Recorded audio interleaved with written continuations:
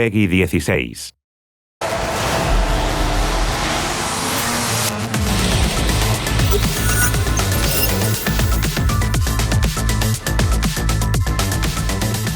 Screamer is an arcade racing game fueled by brand new gameplay mechanics. One of them is the eco. The eco is a system that allows players to gain two different types of energy. One of them we call the sink, and the other we call the entropy. Sink is the main one and can be gained by doing different actions throughout the race. For example, you can gain it by staying in the slipstream of an opponent, or you can gain it passively throughout the race. There are also characters that have abilities that tweak or add new ways to interact with sync. But the most important action that the player can do to gain sync is performing an active shift. Active shift is a simple but very effective mechanic, because when the RPM of the engine is reaching a critical threshold, you can tap a button and engage the upshift. Doing so has a connection with the story and the overall idea, because you are in groove with the race and with your car, so you get the most out of it, getting a slight push from the engine, but also critically a gain in the sync. So active shifting needs a little concentration, but gets you a great reward in building up the sync throughout the race. The main action that you can perform when you have enough sync is the boost. The boost is a very traditional action in any arcade racer, but in Screamer we tried to put our own twist on it. Basically, boost is performed by releasing the button at a certain time. But if you release it at the perfect time, you can get what we call a perfect boost. And the perfect boost gives you an additional force for the car, which goes faster and also lasts a little bit longer. So boost is very important throughout the entire race. But boost is not the only thing that you can do when you have enough sync.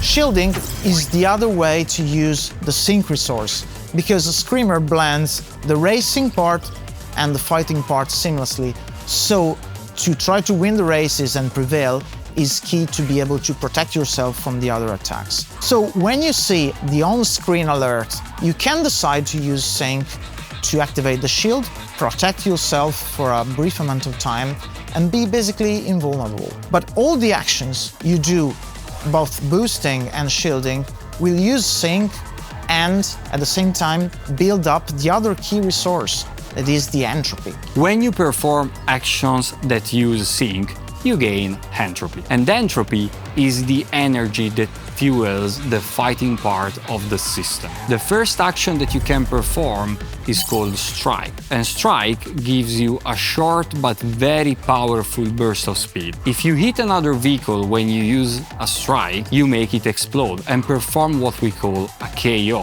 which is very powerful. It gains you energy and also a position. But another thing that you can do if you decide to keep the entropy instead of spending it for a strike is use the ultimate ability, the overdrive. The overdrive is the ultimate weapon in Screamer, so you can decide to save the full entropy bar and use it completely to enter the overdrive state. There, you'll be much faster, you'll have the shield engaged for a brief amount of time, and whenever you touch an opponent, you'll KO them immediately. But be careful, when the shield fades out, you'll be still very fast, but you'll be vulnerable, and if you touch the walls, you'll explode. It's a very powerful tool to be used very carefully and very skillfully. We've been talking a lot about fighting and KOs, but don't be afraid. When you get KO'd, you don't restart from still, but you restart in motion thanks to the ecosystem. So you'll be able to rejoin the competition and stay into the groove and fight for the lead. So, when you take into consideration all these gameplay mechanics, you can easily imagine that each race in Screamer can be very unique. And on top of that, you have to consider for the differences in character abilities and also the differences in vehicle handling. So I think we can fairly say that there's quite the evolution in each race. Yes, and races evolve throughout the laps because at the very beginning you have no sink and no entropy, but then you'll start to build the sink and use it. But how to use it? To be faster and to protect yourself with a shield. And then you'll build entropy, but choices again. Should use it for strike or save it for overdrive. So there's a lot of different strategies you can use to really be prevailing into the races. And there's a lot of evolution from the beginning to the end. And now we are thinking about the single player part of the game, so racing against the AI. But we can assure you that the experience of the game gets turned up to 11 when you go online and race with your friend in a team.